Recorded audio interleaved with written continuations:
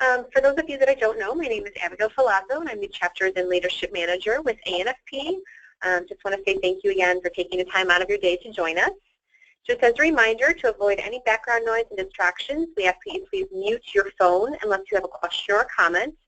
And please feel free to use the chat function to ask questions or add comments if you've logged into the web portion program as well. With that being said, we're going to go ahead and get started. So by the end of this program today, all the participants should be able to identify the purpose and components of a SWOT analysis and know how it is used, identify components of SMART goals, understand how chapter goals and national strategic plans relate to each other. Hi, thank you for joining us. It sounds like we have a little bit of background noise. If you could please mute your phone, that'd be greatly appreciated. We're just going over our objectives. Participants will be able to understand how, again, how chapter goals and the strategic plan relate to one another, and they'll understand how to plan for leadership succession, as well as the importance of training and mentoring in your succession planning and overall. So let's go ahead and get started. As CDMs, you likely have a set of professional goals, whether it be to lead an X number of hours during the year or implement maybe a new training program at your own facility. You might also have some personal goals, like learning how to knit or possibly run a 5K. But if you're like me, most of us can't get up in the morning and just run a 5K just because we want to. You know, it takes practice and planning. So whatever your goals,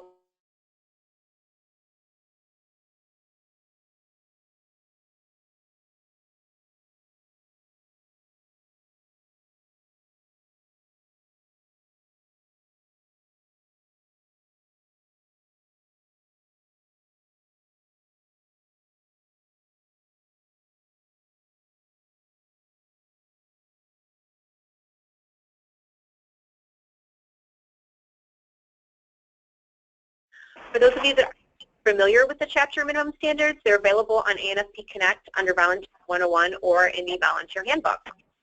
You may speak with a former board member. They'll have a history of the chapter and insight as to what works for the chapter and what did not, and you can evaluate your goals or what your goals would like to be based off of that information.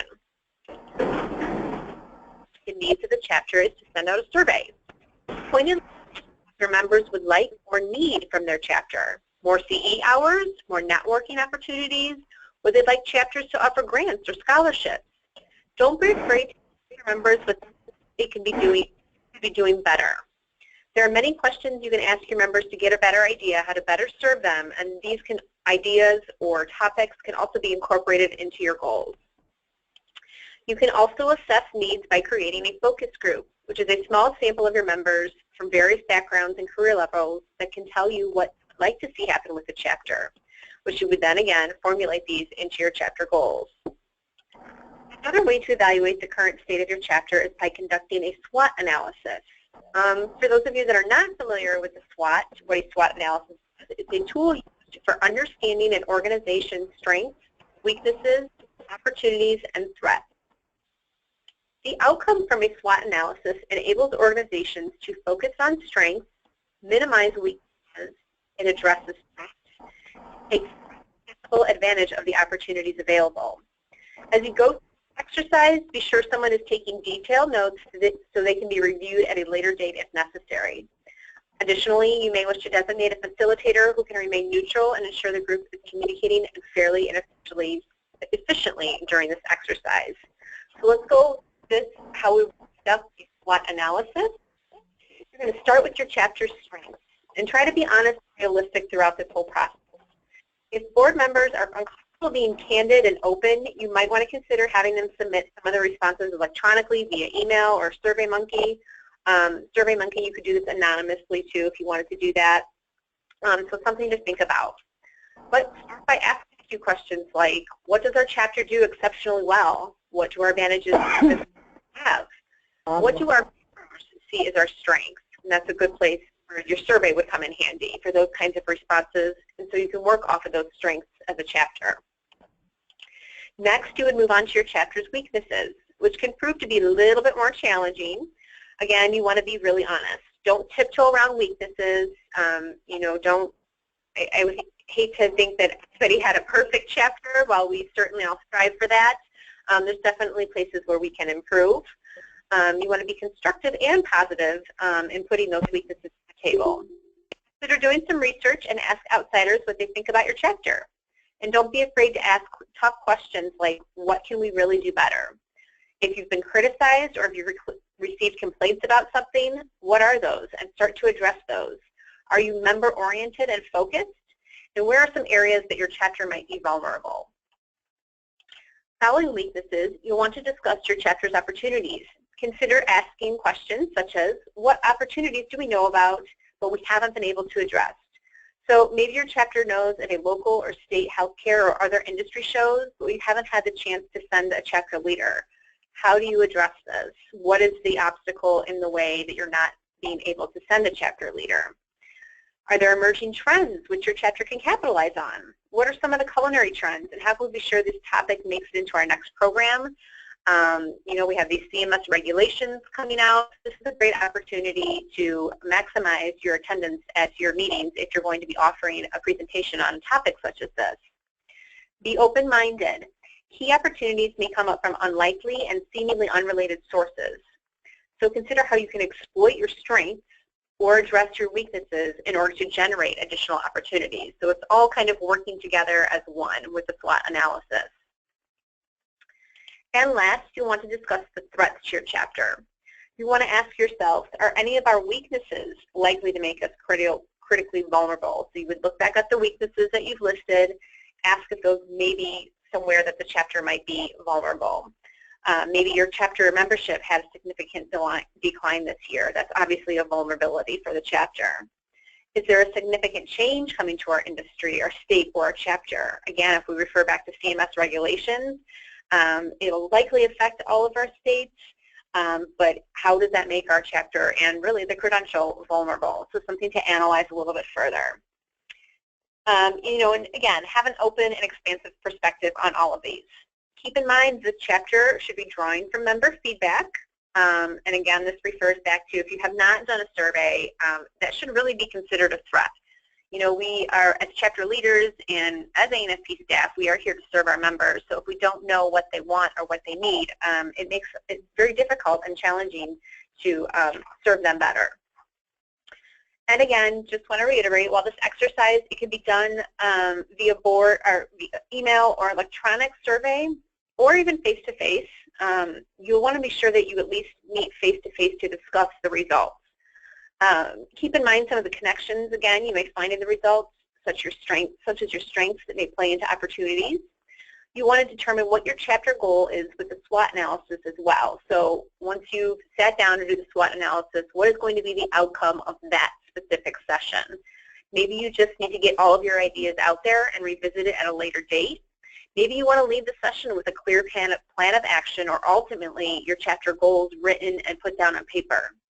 Whatever it may be sure all board members are aware of the end result of the session. So everybody walks into the session knowing what they're going to be ending with and leave with. The analysis is important not only for identifying where to apply resources and attention, but it really enables the chapter to put issues into perspective. And so here we have an example of the results of a SWOT analysis. You might have a list of your own wants and needs as we're listening to this program and thinking of that. Start to jot those down. You might want to share those with your board members, and I would really encourage you to do that also. Again, you know, we can't understand what our chapter members' wants and needs are unless we're told, unless they let us know what those are. So that's the SWOT analysis. Are there any questions at this time about that? I know I went through that rather quickly, but it's fairly simple process to go through, and I think it's worthwhile if you're able to sit down with your board members and go through that. Okay. So after we've determined our members' needs as well as their strengths, weaknesses, opportunities, and threats, we can use this information to begin creating our goals, but not just any goals. We want to create SMART goals. SMART stands for specific, measurable, achievable, realistic, and time-specific. We're going to break this down a little bit as well. First, your goal should be specific, and you and your group should ask and answer the following questions. What do I want to accomplish? Do you want to provide X number of CE hours per year for members? Do we want to increase the number of members? And so on. Who? Next, you want to determine who is involved. Not all goals will involve members or volunteers, and not everyone will have the time to participate and help. But narrow down the team or volunteer that will be the point of contact to oversee the project. So as a board, you might have goals, but perhaps the directive is that the membership committee takes the lead on the goal. Where? Identify a location. So this may or may not apply to your goal depending on what it is. Perhaps it relates to a meeting or where you'd like to see it take place, or where is an ideal place or location. Maybe somewhere if it's to recruit new members, where are you going to do that? Are you going to be specific to healthcare shows? Are you going to be specific to college career days, and so on? When? Establish a time frame. So this is a big one. Set deadlines for your goal. If it's a larger goal, you may want to break it down into portions or create a timeline to make it more easily achievable. So let's say if your goal is to increase membership by 50 members within a 1-year time period, perhaps have a goal of 25 new members in the first 6 months of the year. So this will allow you to measure your success within the first 6 months once you hit that 6-month mark. And if you haven't hit that goal of 25, you may need to readjust your goals to make them more achievable. Which? Identify requirements and constraints. Know what your obstacles are. If you're seeking students as new members, know that they may have difficulty with membership or meeting fees and consider offering a discounted rate. Why? Specific reasons, purpose, or benefits of accomplishing the goal.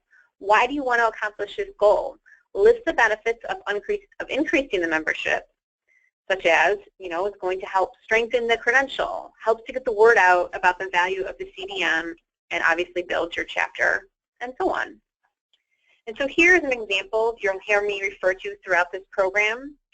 Just a general goal, if you weren't listening to this program and know that you needed to have a SMART goal, would be something very vague, like increase new members. Well, that's great, but you really need to narrow it down. So a specific goal would say something along the lines of increase the California chapter membership by 50 new members by August 1st, 2017 through outreach and community colleges. So this is rather specific. You could even list, who was to be the charge on that if you wanted to, but it gives us a timeline, it gives us what we're shooting for, and it even gives us how we might try to accomplish that through outreach and community colleges.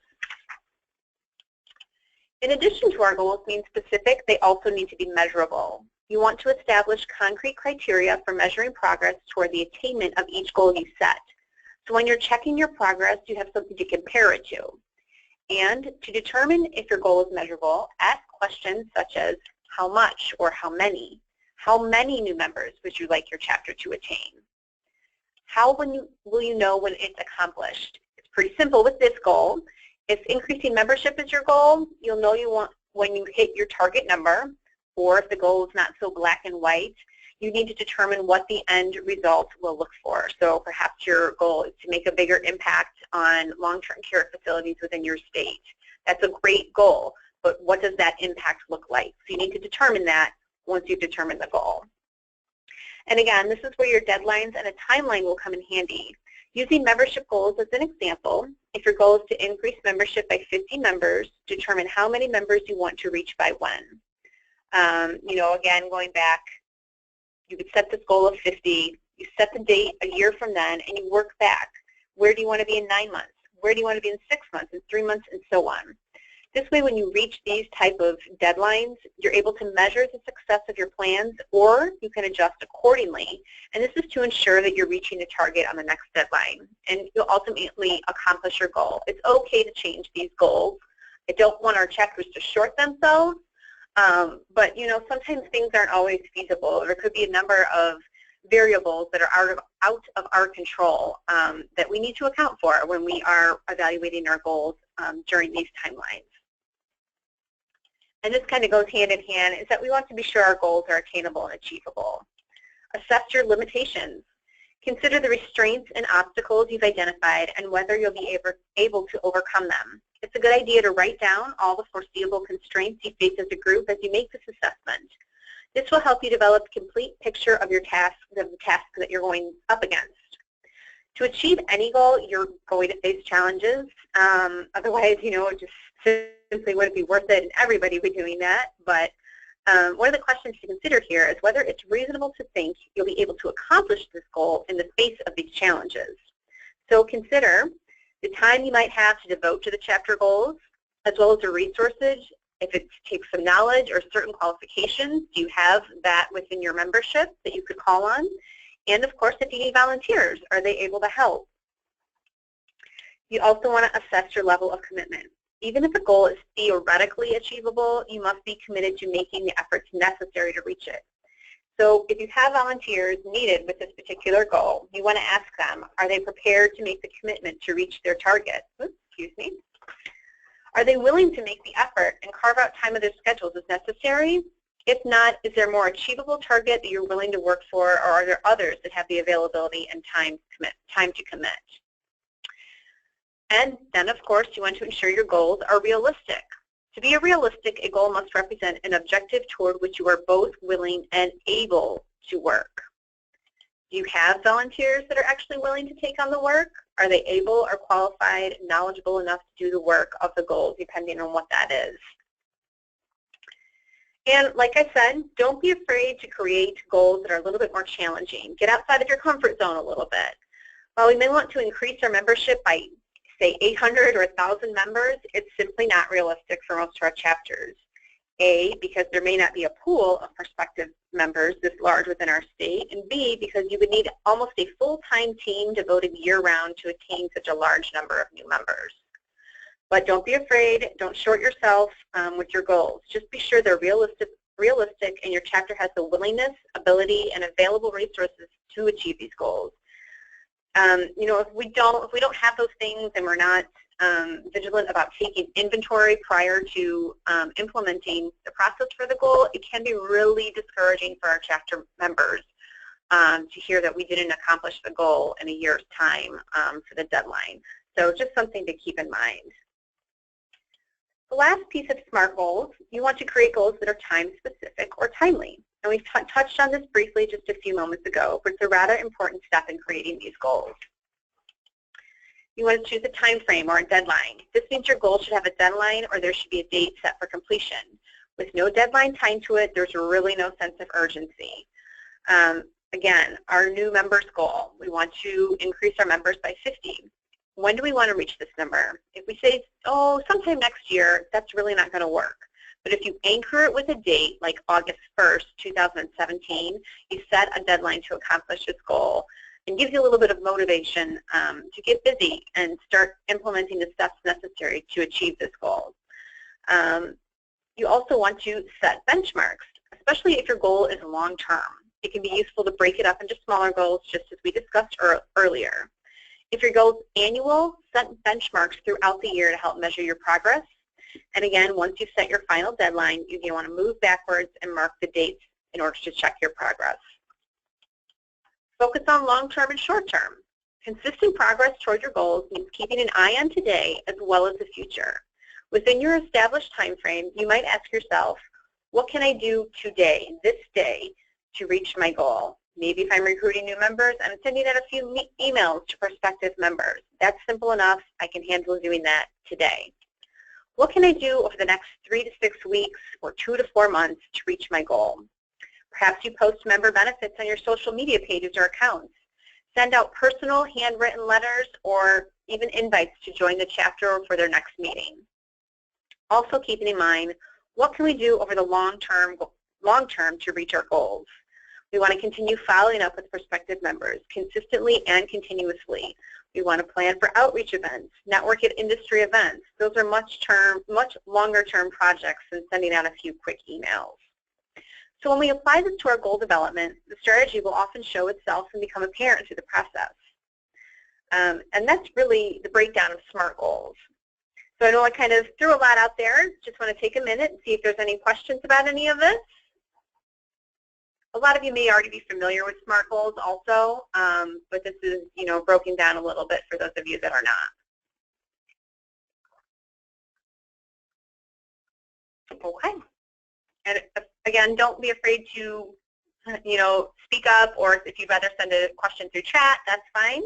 And certainly feel free to follow up with me via email or phone after the program too if you have questions. Let's keep going.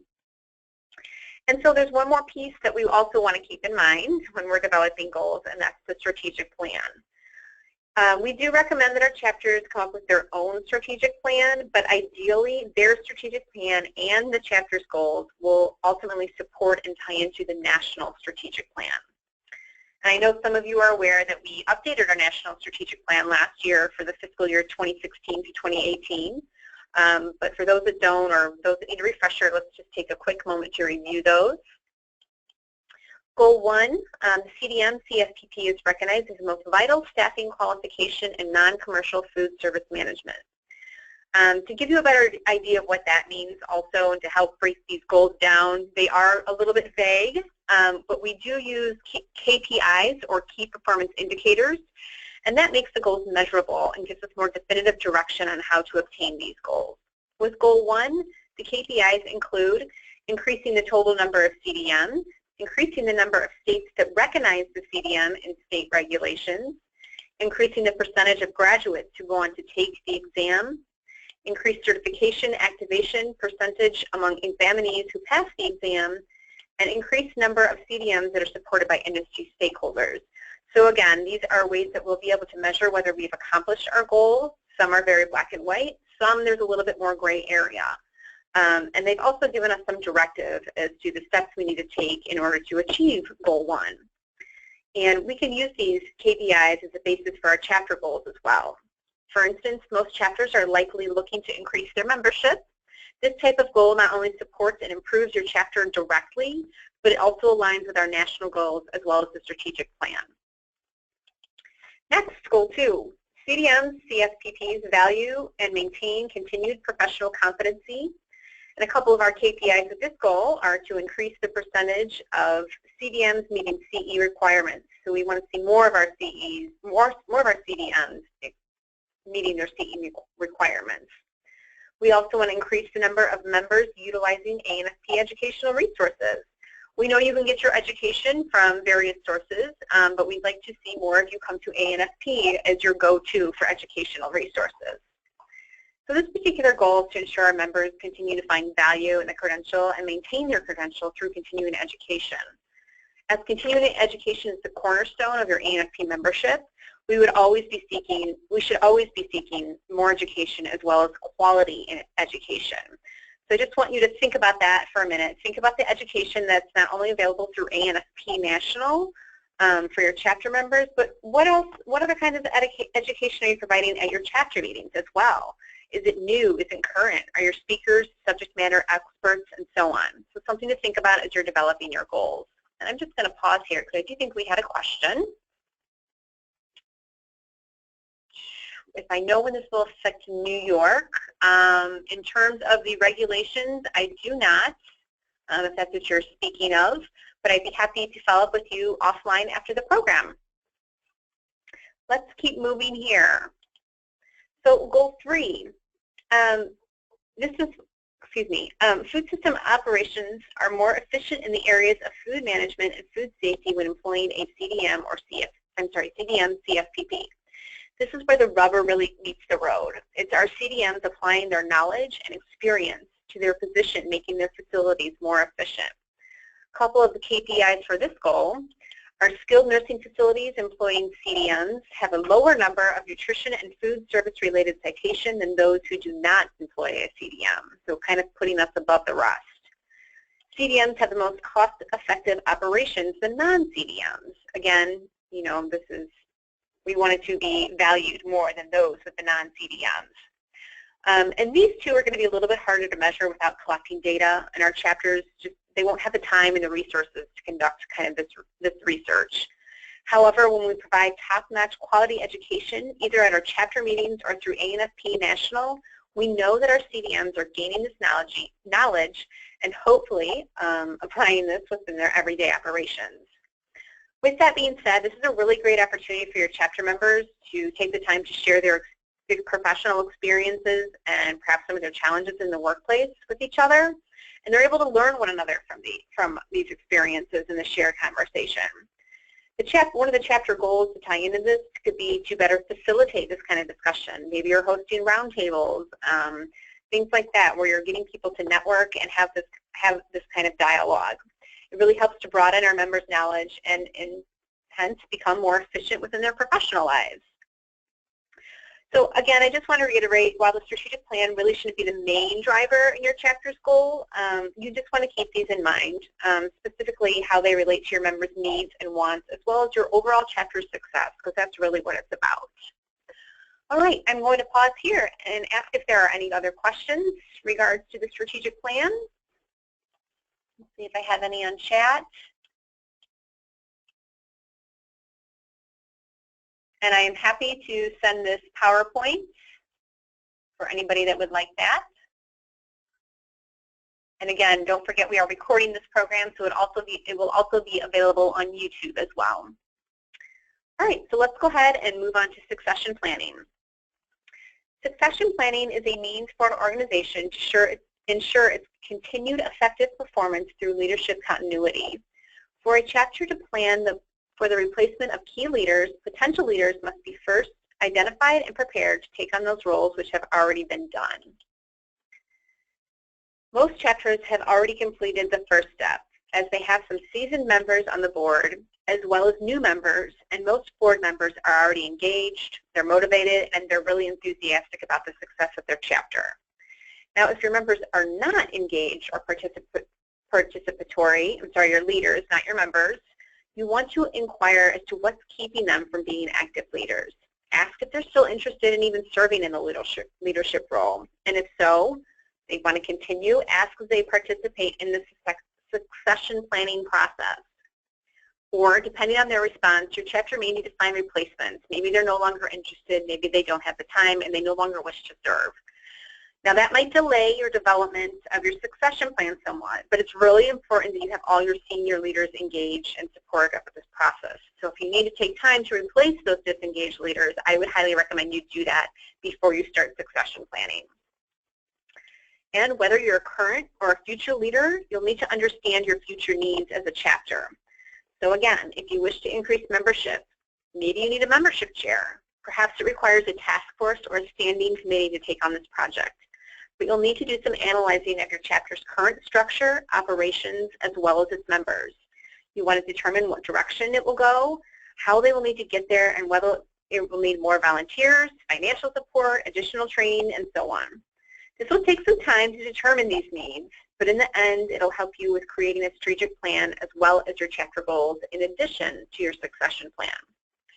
And we talk about succession planning and analyzing our goals, and I know sometimes it might be we might sound like as if we're asking to look into a crystal ball, but really understanding what your members' needs and wants are is really going to help you determine the leadership that's going to be required in the future.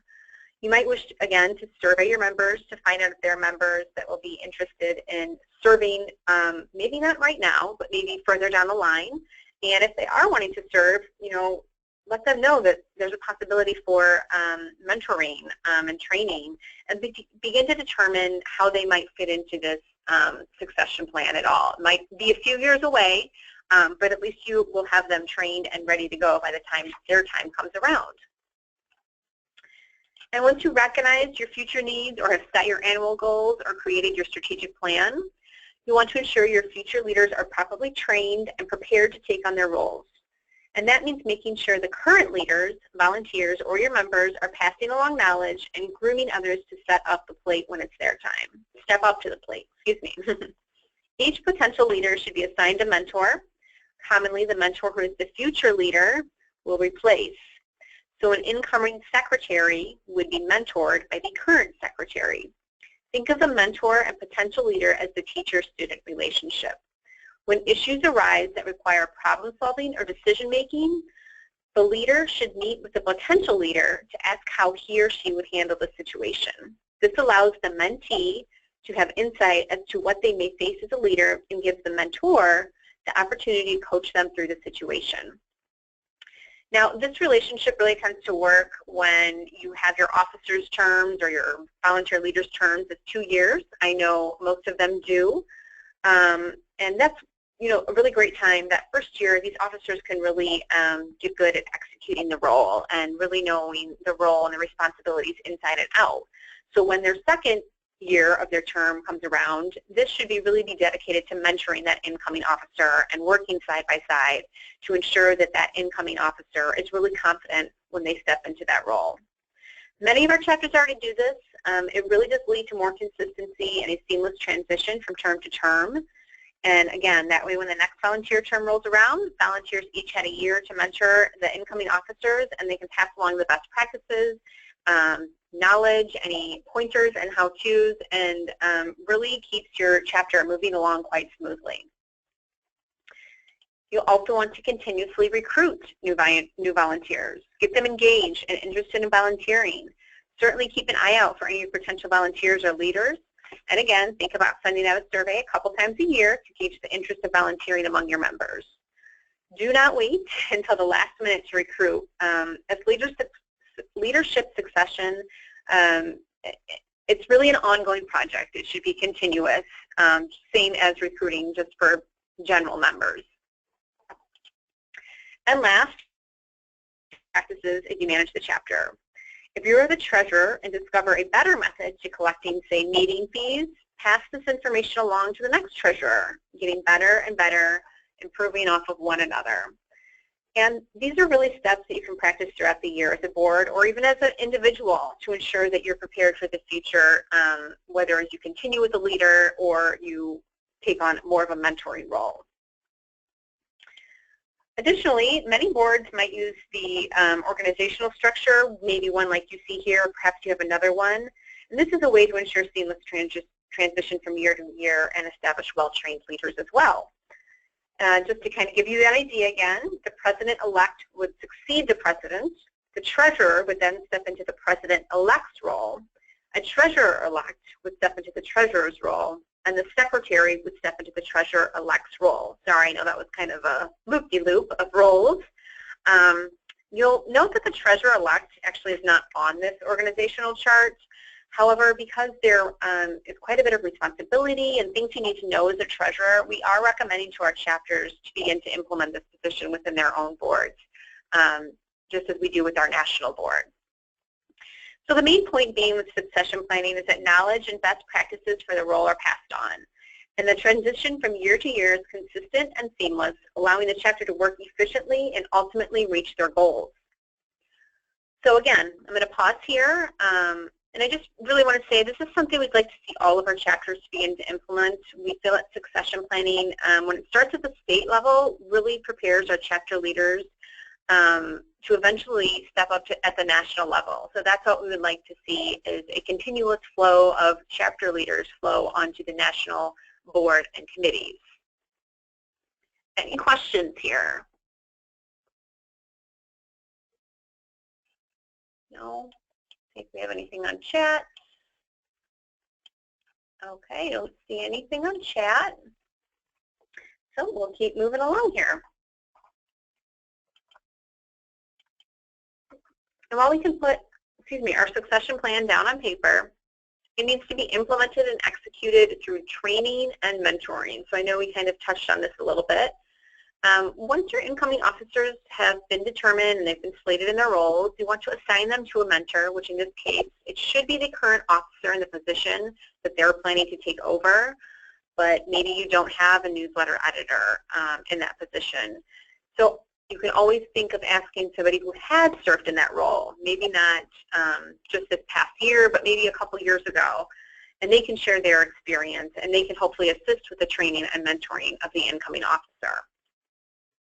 However, those serving as mentors or advisors, we want to be sure that they're prepared to take on this role. These mentors should be familiar with the role description, the responsibilities. They should consider keeping notes while they are in the role so they, again, can pass along this information and knowledge onto the incoming officer.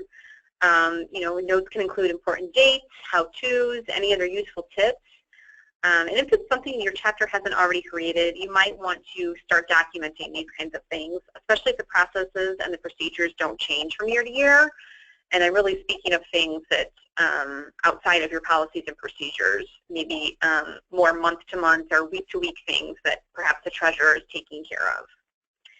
Mentors should offer the mentee opportunities to shadow or assist with job duties. So I think we talked about this a little bit.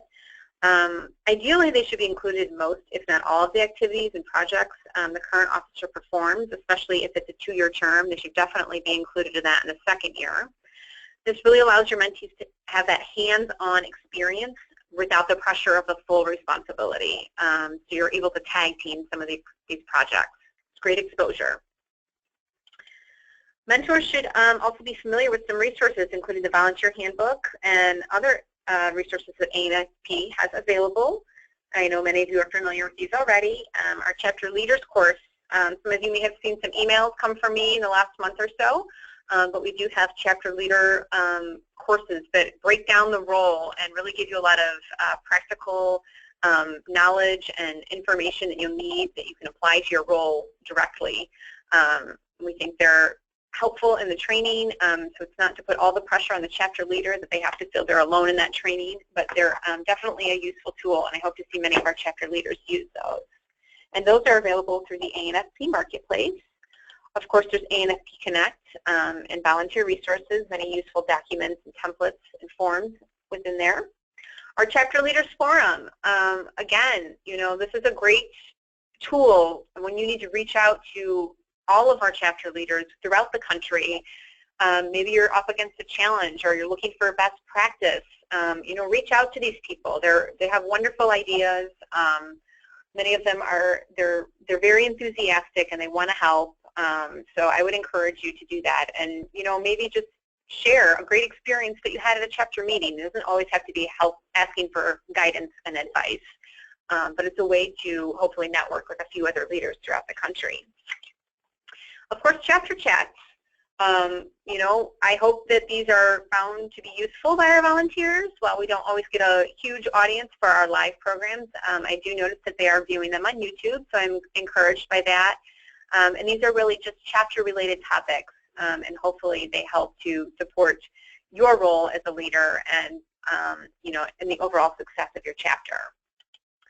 And of course, volunteer leader. We try to, again, include chapter-related topics in addition to a little bit other news bites here and there.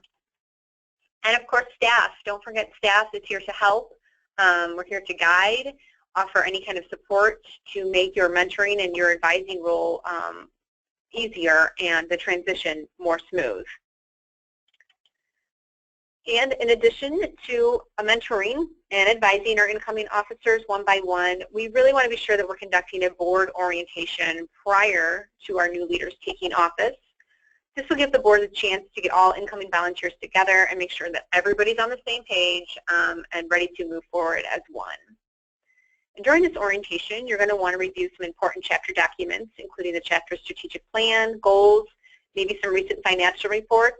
Again, the roles and responsibilities of each role, of each officer. Be sure your incoming officers understand how to interpret the bylaws as well as enforce policies and procedures. I do feel as though maybe some of them are very unfamiliar with these kind of governing documents, but they are very important to the success of each chapter and the functioning of each chapter. So it would be great to go over there and let them ask questions if they need to. It's also a great time to review the expectations as well as the time commitments, which they should already be included. If you're sending out a call for volunteers, that information should be included in there. But again, you want to reiterate this to them so there are no surprises further down the line. And training, just overall, training and mentoring are really key. They're key parts of the succession planning and the overall success of the chapter. When we train and we mentor, we provide an orientation for these incoming officers. They're going to feel more they're going to be more qualified. They're going to feel more confident, and they're more likely to be willing to put in the time when they have this kind of training. And they're going to be more willing to continue the succession plan and carry on this tradition of well-trained officers in order to lead your chapter. Okay.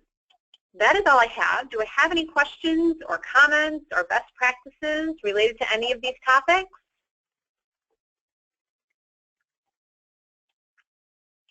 Anyone?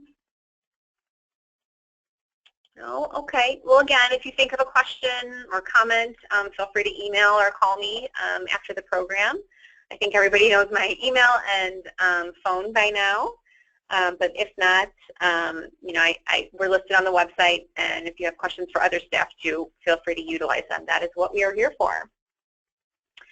Okay, just a few important reminders from important dates coming up. Again, those of you that have submitted everything for your rebates, thank you very much. Those of you that have not, please do so as though that date has passed. A reminder that Pride and Food Service Week is coming up, February 6th to the 10th. If you would like to volunteer for a national committee or the board, those applications are due by February 15th. Also, chapter awards. The applications are available for download on the chapter portal, and each of those applications is due by March 31st. If you're interested in attending a regional meeting, that registration is open. We have one taking place in Minneapolis, March 9th to the 10th, and another in Princeton, New Jersey, April 6th to the 7th. And then, of course, mark your calendars for ACE, taking place in Las Vegas on June 6th through the 9th. Again, thank you all so much for joining the call today. Mark your calendars for Tuesday, February 21st, when we'll discuss ways to advocate for the credential. Thank you all and have a great afternoon.